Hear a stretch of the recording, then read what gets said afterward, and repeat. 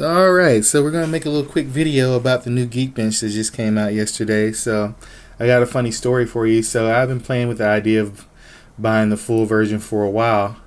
And yesterday I was like, I guess I'll buy it. So I bought it. I did my Geekbench 3 benchmarks. And then I got an email in my Yahoo email. And it was like, yeah, we just released the new Geekbench 4. So I was like, no.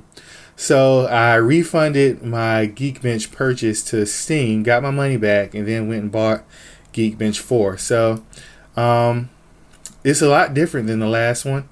Basically, you see you still have your 64-bit, 32-bit benchmarks, but then you see down here, you actually have an OpenCL benchmark now. So my computer has four 7970 GPUs. I've got two 7990s, which are really kind of well known for their OpenCL performance. But here's a few things that I'm noticing. The scoring is very different. The single core scoring is kind of similar, but the multi-core scoring is very different. And it does a lot of different tests than it did before. It does like a PDF test. It does an HDR test. It does like a lot more like real world performance tests, which in my opinion makes the benchmark much better than it has been in the past. So I'm going to run both benchmarks, and just kind of show you what it's going through, how long it takes. I'm going to let you take a peek at my scores and all that kind of stuff. I think it only does one GPU at a time. There's really no way to tell. I wish there was a way to tell. Yeah, but it does not appear. It doesn't say that, oh, we tested all four of your GPUs. I guess the only way that I would be able to tell is if I took out one of my GPUs, ran the test again, and if I got like half the score, then I guess I would know. So maybe I do that in the future. But right now, I'm just going to run the test as it is. So let's get going. Here we go.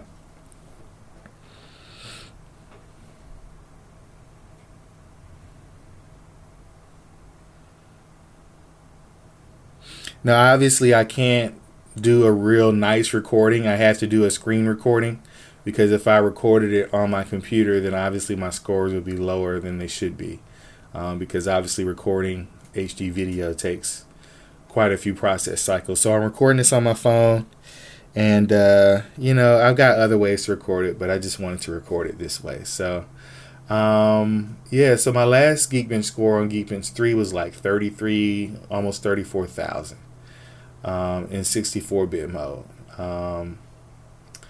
I had a 8350 rig, and it would score about 13 in 32-bit mode and probably something like 15 or 16,000 in 64-bit mode. So I may even do a couple of tests on my laptop. I'm gonna go grab it real quick while we're doing these tests right here. It's taking me about 3 minutes to finish the tests, so I'll be back.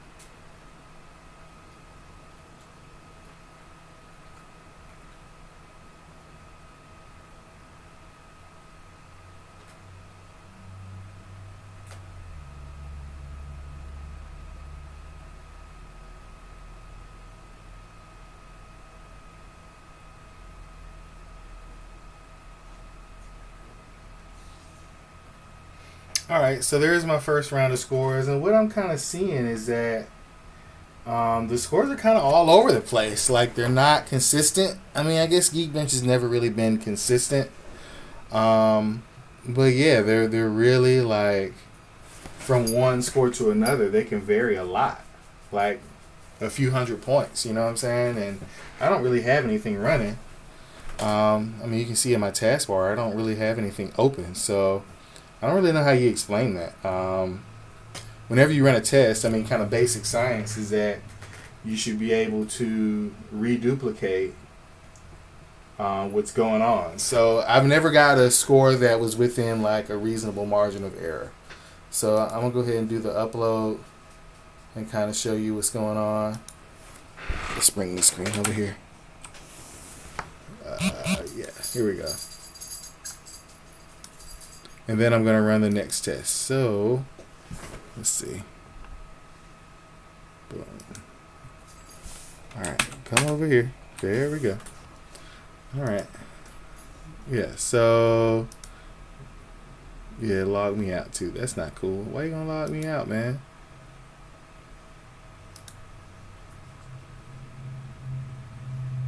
All right. So yeah, let's see these past scores. So yeah, yeah. So that's like almost like 100-point difference from last time. Single score is pretty close. Just to show you what I was doing in Geekbench 3, so it was like 33,000. Like I said, this is basically a completely different test. So you really cannot compare previous versions with this version. I mean, it's different. It's a completely different test in almost every way. So let's go ahead and do these compute benchmarks. And like I said, there's really no way to know how many GPUs it's testing just by looking at the screen. But yeah, like I said, I think I'm going to try to take out one of the GPUs. And if I take out a GPU and it changes, then obviously it's using more than one GPUs. Now it says compute benchmark measures the performance of GPUs at performing common tasks. So does that mean multiple GPUs, or does that just mean different types of GPUs? Who knows? I don't know. You know, like it doesn't really say, you know, because obviously, you know, with 4 7990s, I mean, my GPU performance would be through the roof. You know, it would be off the charts, basically. So, you know, we'll see. We'll see. Now, this score runs a lot faster. It's almost done as it is right now. It's doing a particle physics. So, this is higher than it was last time. This is higher, substantially higher. So, let's go ahead and upload that to the browser, 99,000. And you see, it only shows one GPU. It doesn't tell you how many GPUs it tests. So I'm assuming that it's just done one. So let's go to the profile, compute results. Yeah, so I guess it's, yeah, I mean, that's almost 100 points higher. I mean, that's just substantial. So yeah, I don't know what to make of that. I don't know what to say about that, but you know, that's basically what it's looking like for right now. So let's see. Let's move over to the laptop here for a second. Now I got to put all my codes in. I can't let you see my codes because I don't want you stealing my license and stuff like that, you know. But yeah, so it's kind of interesting. I mean, obviously Geekbench is like, of all the synthetic tests out there, it's probably the most synthetic, but it's nice. I mean, it kind of gives you, the best thing about Geekbench is that you have the Geekbench browser, which allows you to compare your score to so many other people, and just really lets you see like what your computer is capable of, like what it's doing, you know. So I think that's the biggest plus of Geekbench. It's not the test itself, it's that you get to compare your score to so many other scores out there. And you get to see, you know, how if you're an overclocker, like how tweaking this one little thing improved your score and stuff like that. It just gives you an idea. It's not a perfect science, you know. All right, so